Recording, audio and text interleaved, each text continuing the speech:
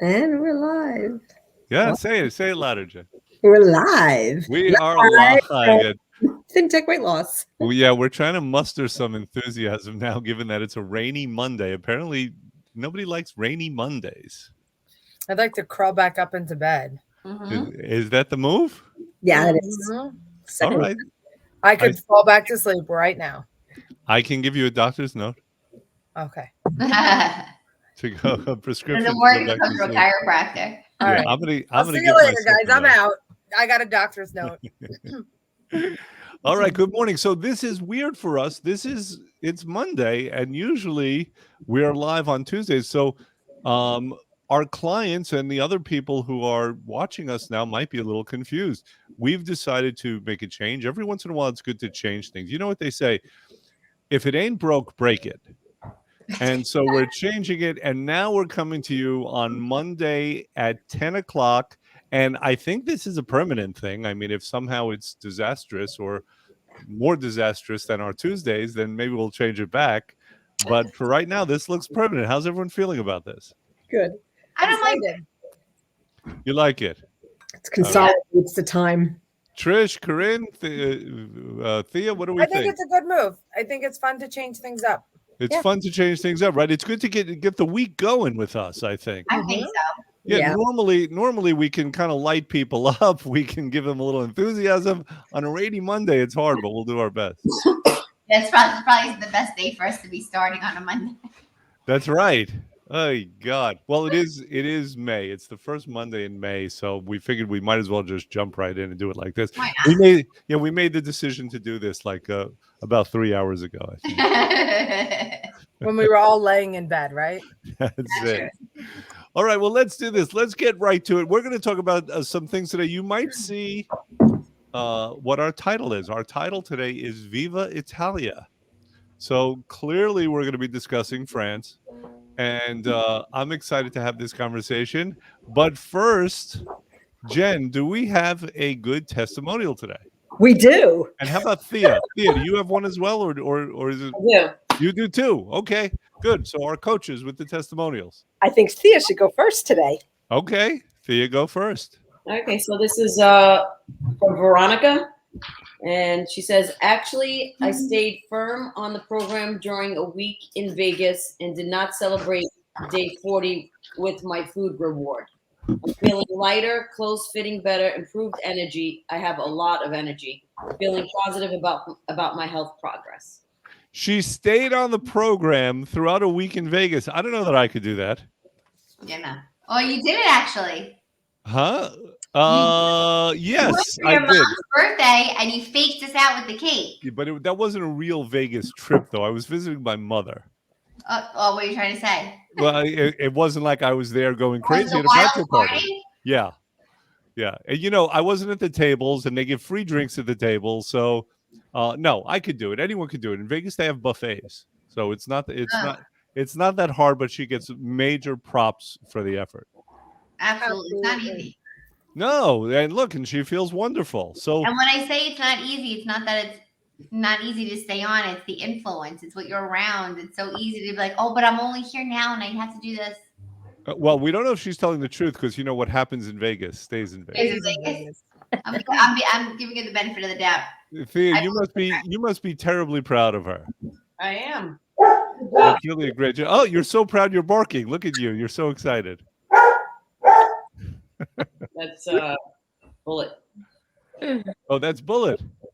That is actually the other one. That's Cujo barking at Bullet. Other one? The other one, the black sheep. I think we all need to get dogs. We all do have dogs. What's the magic word for this one? Not we all. How do you turn off the volume? Is there a mute button? A Glock 9mm. Did I say that? So as we're speaking, our thin texters are joining us. They're wondering what's going on. Again, it's Monday. It's unusual for us, but please like and share. We sent out communication about this, but nobody listens. Nobody cares. So like and share and comment, and this way we'll get that Monday thing down. But first, Jen is going to give us a testimonial. This is from Wendy. And she said, when I started the process, I felt really tired and heavy on my feet. Before starting the program, I couldn't tell you when the last time was I had a full night's sleep. Since being on the program, I've been sleeping through the night, no more hot flashes waking me up. My clothes fit better and I feel light on my feet. I have a ton of energy. And then she said, thanks. And she said, note, the key is learning what foods to eat. I am off caffeine for good. Wow. It's really good. Look at that. Now, Jen, so is this unusual? I mean, her hot flashes went away. Isn't it normal for a woman to have hot flashes when she reaches a certain age? It's common. We've been told it's normal. It's actually not normal. And there are ways to balance the hormone system without artificial hormones or without bioidenticals. So we have supplements that address that. So Wendy is on one of those supplements, and I can tell you that when I don't take it, it's like sweat pouring. So it's good stuff. Got it. Yeah. That's really cool. And we've touched on this before, and I always give the disclaimer: we don't treat that.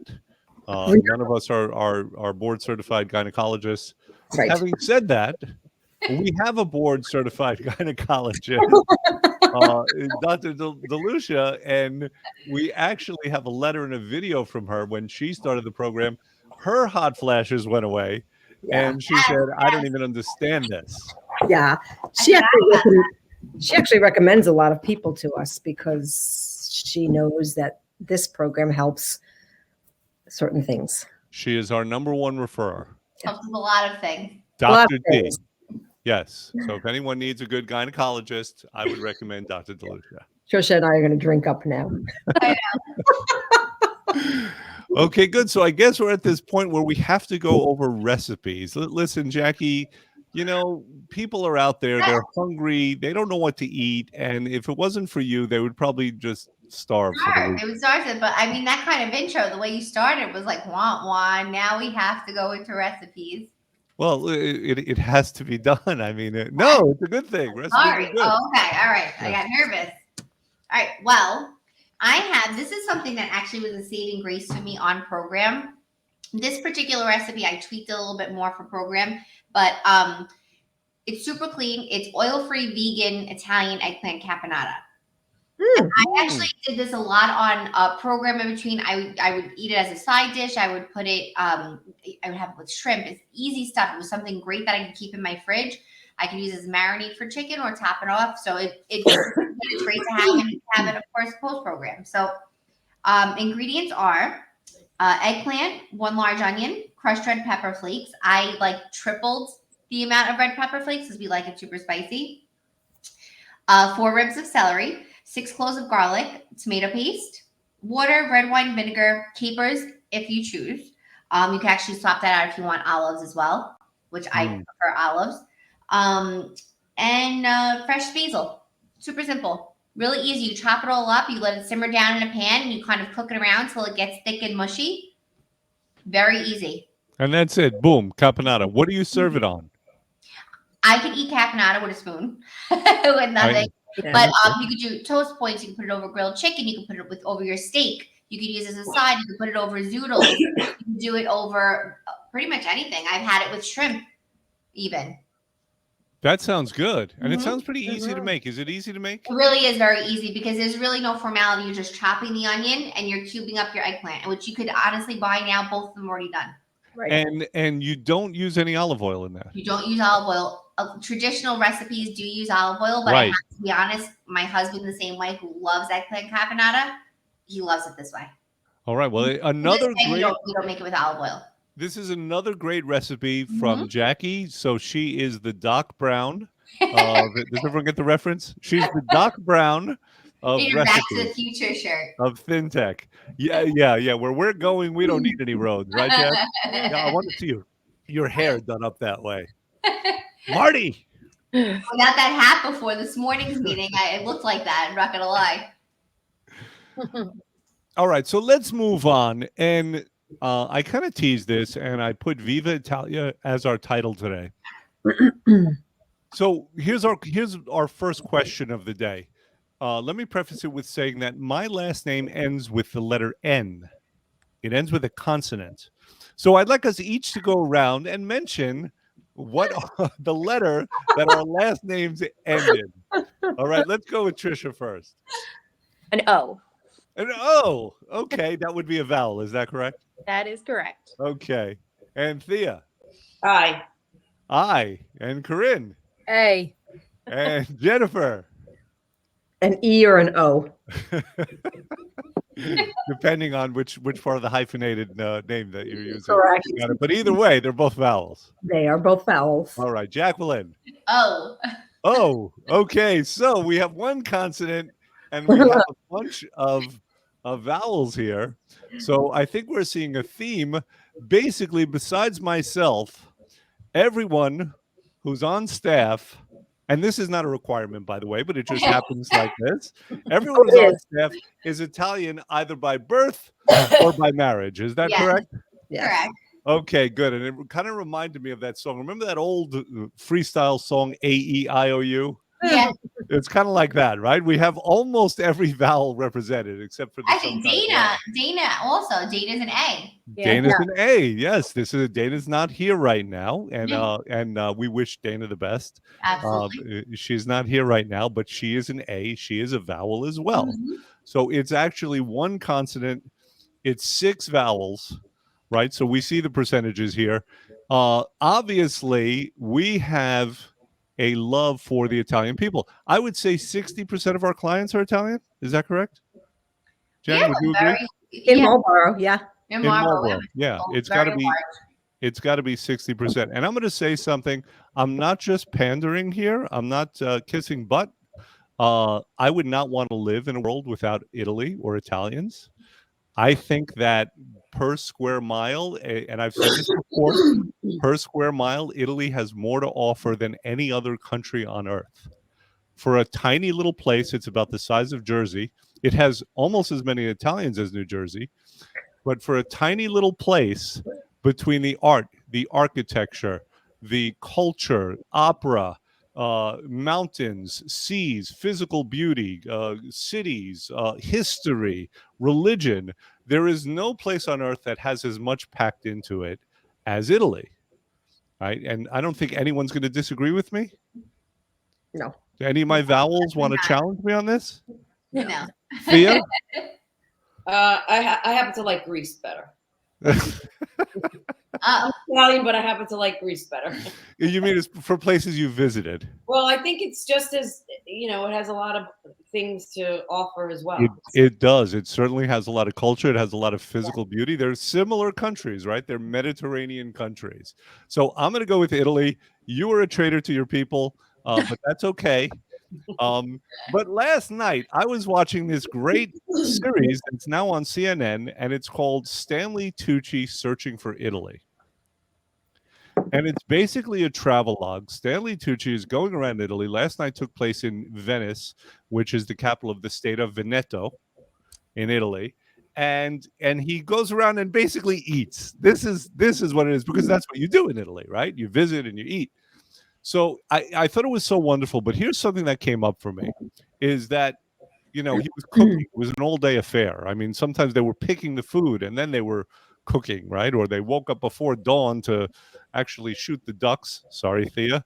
But they did that to make duck ragu. And my thought was this: in Italy, obviously they love food. They're obsessed. That's true about, many countries in Europe. Is our problem that we love eating, but we don't really love food? Do we need to love food more? Would that benefit us in the long term? Corinne, you're shaking your head. Speak. I think our problem in the United States is the fact that there are so many pesticides and so much stuff put into the foods, which is what caused you to be addicted to our foods. And I think that the foods overseas are a lot cleaner. Got it. And that's why people overseas are a lot thinner. That's my hypothesis. I could be wrong. No, I was talking to somebody the other day who was a farmer, a local farmer, telling me that one of their family members was in Minnesota, where I'm not going to mention the name of the company, but a franchise was making their baked potatoes to make French fries, and the workers were in hazmat suits.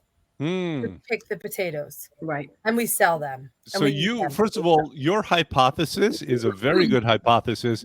Jen, my understanding is that in Italy and in much of Europe, actually, many of the pesticides that we use are illegal. They don't use them there. They're banned. They also don't label their food as organic. They have to label it when it's Frankenfood.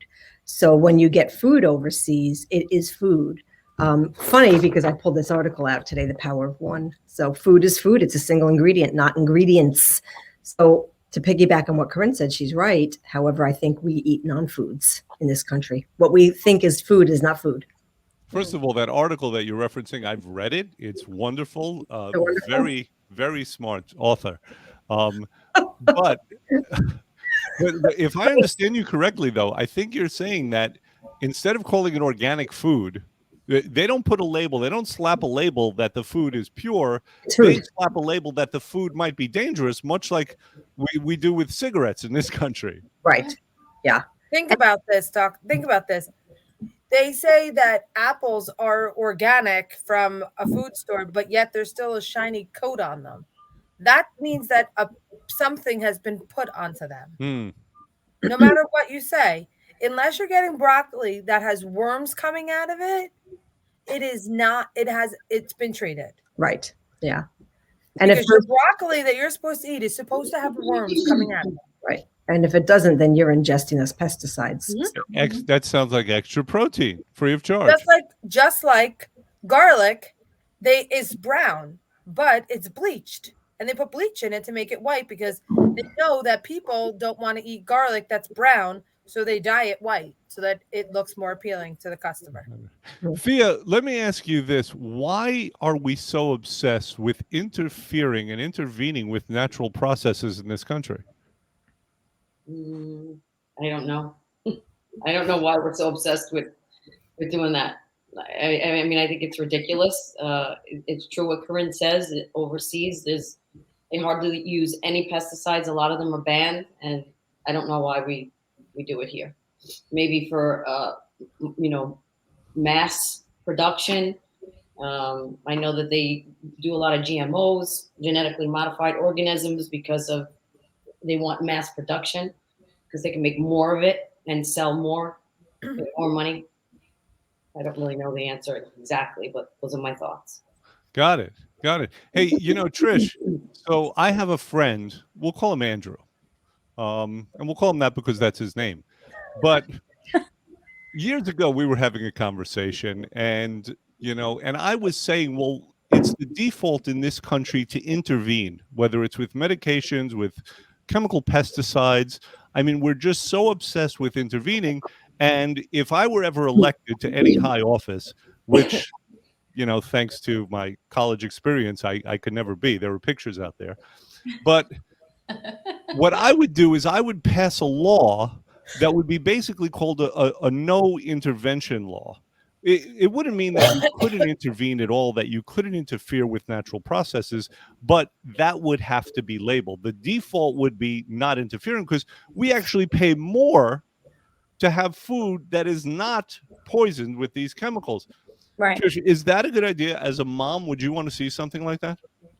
Yeah, I think so. I feel like even like it's almost, you hear different things, like you organic, you not, why, it's just so expensive, but then it says a lot of things. I've read that the organic is not really as good as they make it seem either, right? Like that, like where do you, I don't know. I try to eat good for my kids and, but at the same time, like, is it even, you don't know what is right, what is wrong. Sure, because you hear so many different things. Right. And I don't know. And is much better? I don't know. At times I think not, right? Like, well, let's ask our coaches. So coaches, Jen and Thea, it's my understanding that sometimes they grow conventional food in fields right next to organic foods. And obviously it's hard to have strictly organic foods if that's the case. Is that your understanding as well? And what should be done instead? Well, you could label anything organic.